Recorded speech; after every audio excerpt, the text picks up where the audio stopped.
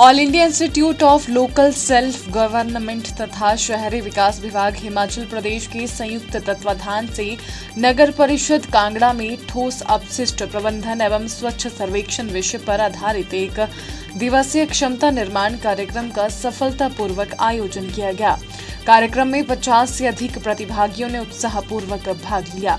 क्षमता निर्माण कार्यक्रम में ठोस अपशिष्ट प्रबंधन के क्षेत्र में 30 से अधिक वर्षों का अनुभव रखने वाली विशेषज्ञ प्रशिक्षक डॉक्टर केतना मटकर द्वारा प्रशिक्षण सत्रों का संचालन किया गया। उन्होंने अपने अनुभव के आधार पर प्रतिभागियों को व्यवहारिक, तकनीकी एवं जमीनी स्तर की महत्वपूर्ण जानकारी प्रदान की। This news is brought to you by Rainbow International School, Nagrota Pakwa। ये हमारा जो है एक दिन का ट्रेनिंग प्रोग्राम है जो हिमाचल प्रदेश सरकार की तरफ से हम ट्रेनिंग पार्टनर है all India institute of local self government. हम यूएलपी के जितने भी स्टेक होल्डर्स हैं जो स्वच्छता से जुड़े हुए हैं उनको स्वच्छ भारत मिशन की हम एक दिन की ट्रेनिंग 6 सत्रों में देने वाले हैं। इसमें हम इनको स्वच्छ सर्वेक्षण में कैसे अपना रैंकिंग बढ़ाया जा सके उसके बारे में भी जानकारी देंगे।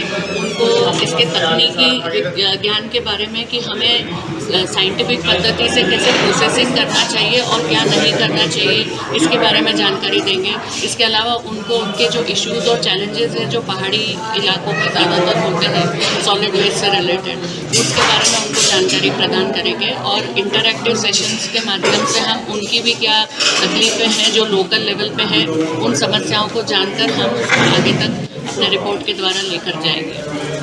इसके अलावा हम इनको बेस्ट प्रैक्टिसेस के बारे में भी जानकारी देंगे जो कि दूसरे निकट के क्षेत्रों में, पहाड़ी क्षेत्रों में लोगों ने की है और जिसको ये लोग भी एडॉप्ट करके अपना जो है यहाँ पर स्वच्छता को बनाए रख सकते हैं और गार्बेज फ्री सिटी कर सकते हैं। उसके हिसाब से उसकी कैलोरीफिक वैल्यू मतलब उसकी ज्वलनशीलता कितनी है वो डिसाइड होती है और फिर उसको फैक्ट्री में सीमेंट फैक्ट्री में भेज दिया जाता है। इस प्रकार से आप जो है उसका पूरा निपटारा करोगे।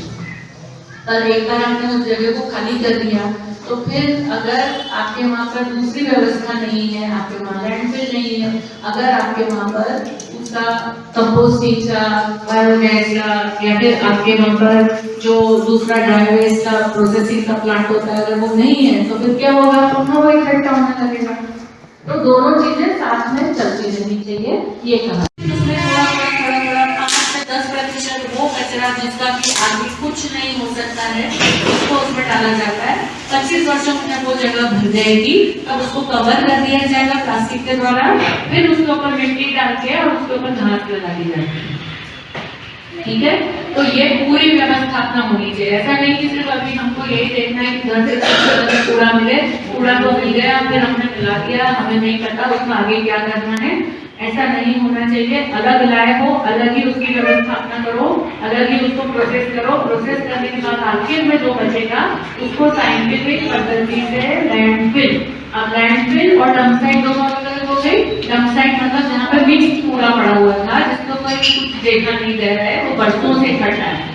इसको लीगेसी वेस्ट भी बोलते हैं कई बार। लीगेसी वेस्ट क्यों बोलते हैं? लीगेसी मतलब तो हमारे पास प्राचीन जो हमारे जो पूर्वजों की तरफ से आई हुई कोई चीज संपत्ति को हम बोलते हैं लेगेसी, वो भी हमारा लेगेसी वेस्ट है। तो इसलिए वो अच्छी बात नहीं है, वो इतने पड़ा है तो भी हमारी जिम्मेदारी है कि वो उसका तो निपटारा किया जाए। इसीलिए जो पिछले वर्ष 2 अक्टूबर को ये कहा गया 2025 में कि जो जितने भी शहरों में, सभी शहरों के अंदर कहीं ना कहीं छोटा मोटा बड़ा साइज अलग अलग है, इस प्रकार के जो लेगेसी वेस्ट है उसका एक्सीलरेटेड बायो रेमेडिएशन किया जाए। एक्सीलरेटेड मतलब दिव्य हिमाचल टीवी के लिए कांगड़ा से पंकज ओबरॉय की रिपोर्ट। ऊंचाइयों से